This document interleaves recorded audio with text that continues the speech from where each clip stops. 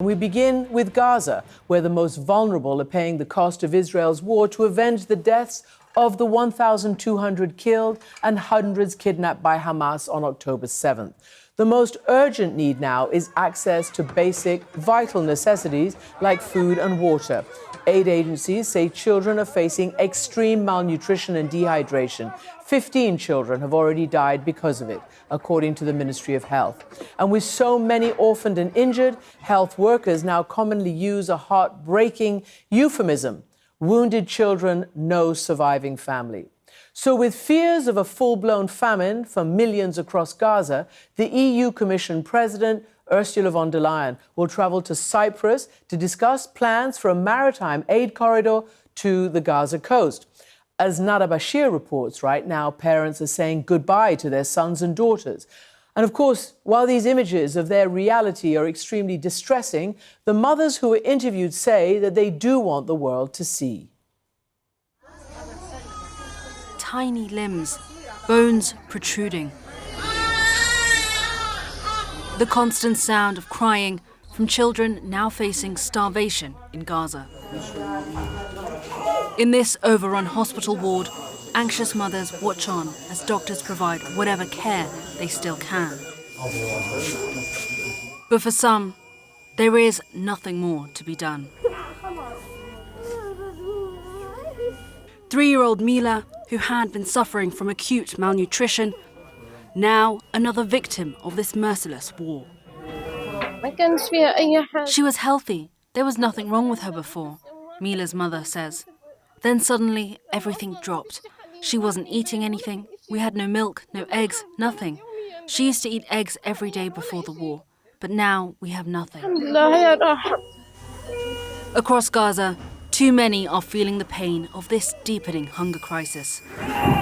Small children, emaciated and malnourished.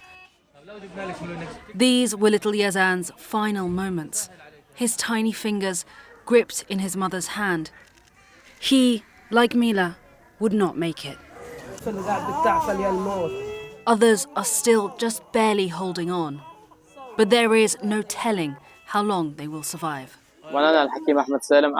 Standing beside Mila's body, Dr. Ahmed Salem says many children at this hospital are now dying due to a lack of food and oxygen supplies. With limited aid getting in, many have grown desperate, searching for food wherever they can.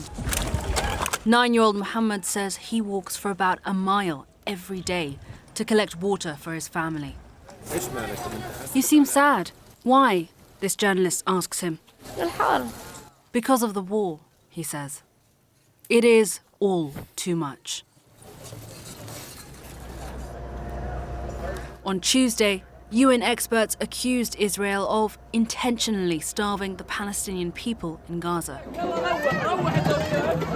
noting that the Israeli military is now targeting both civilians seeking aid and humanitarian convoys.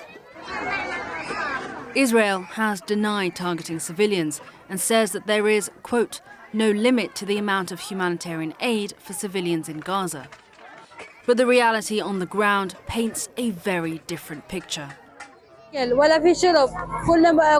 is no food, no water, no flour, cooking oil or anything, this woman says.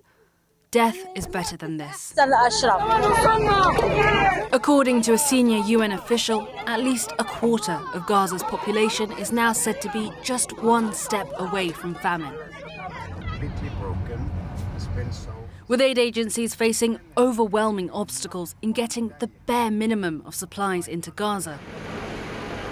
And as Israel's ground offensive threatens to push further into the Strip's densely populated south, time is quickly running out. While international efforts to airdrop humanitarian supplies have provided some respite, it is simply not enough. With stalling negotiations leaving little hope for an end to the suffering and hunger of the Palestinian people in Gaza. Nada Bashir reporting there with, of course, the example, the reality of why so many around the world are now calling for a humanitarian ceasefire.